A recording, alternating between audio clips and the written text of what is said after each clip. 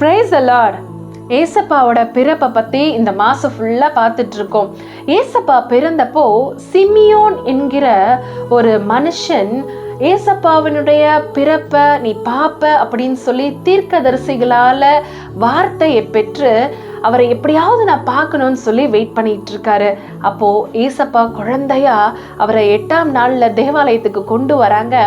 அப்போ அவர் சொல்லுகிற வார்த்தை தான் இன்றைக்கான கர்த்தருடைய வார்த்தை. லூக்கா 2:25 அப்பொழுது சிமியோன் என்னும் பெயர் கொண்ட ஒரு மனுஷன் எருசலேமில் இருந்தான். அவன் நீதியும் தேவ பக்தியும் உள்ளவனாயும் இஸ்ரவேலின் ஆறுதல் வர காத்திருக்கிறவனாயும் இருந்தான். அவன் மேல் பரிசுத்த ஆவி இருந்தார்.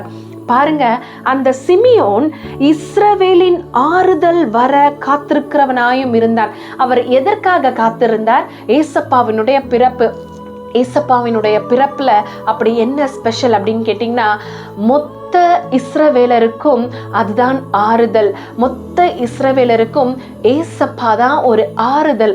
அவரை பார்க்கறதுக்காக தான் இந்த சிமியோன் வெயிட் பண்ணிக்கிட்டு இருக்காரு. பாருங்க, உங்களுடைய வாழ்க்கையிலும் எல்லாரும் சந்தோஷமா இருக்காங்க. இந்த கிறிஸ்மஸ் காலத்தை நல்லா செலிப்ரேட் பண்ணிட்டு இருக்காங்க. ஆனா எனக்கு மட்டும் ஒரு பெரிய வருத்தம், இந்த கஷ்டம் இன்னும் என்னை விட்டு நீங்கவே இல்லை. இந்த நியூ இயர் எப்படி இருக்குமோ எனக்கு தெரியல. எல்லாருக்கும் பெரிய பிளெஸ்ஸிங்காக இருக்க போகுது, ஆனால் எனக்கு எப்படி இருக்குமோ தெரியல அப்படின்னு சொல்லி பலவிதமான குழப்பங்களோடு, கவலைகளோடு, கண்ணீரோடு, போராட்டத்தோடு நீங்கள் இருப்பீங்கன்னு சொன்னால் உங்களுக்கான கர்த்தருடைய வார்த்தை தான், அவர் ஆறுதலின் தேவன். உங்களுக்கு நிச்சயமாய் ஆறுதல் அளிப்பார். சகல ஆறுதலின் தேவனாய் நம்மளுடைய தேவன் இருக்கிறார்.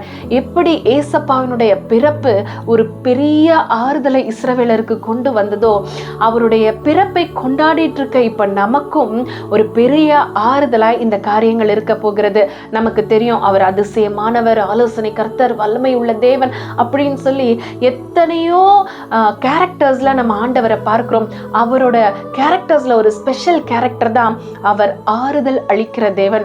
உங்களுக்கும் உங்களுடைய எல்லா பிரச்சனைகளையும் மாற்றி உங்களுக்கு ஒரு பெரிய ஆறுதலை தர ஆண்டவர் வல்லமை உள்ளவராய் இருக்கிறார். அதனால கவலைப்பட்டு கலங்காதீங்க. God bless you all.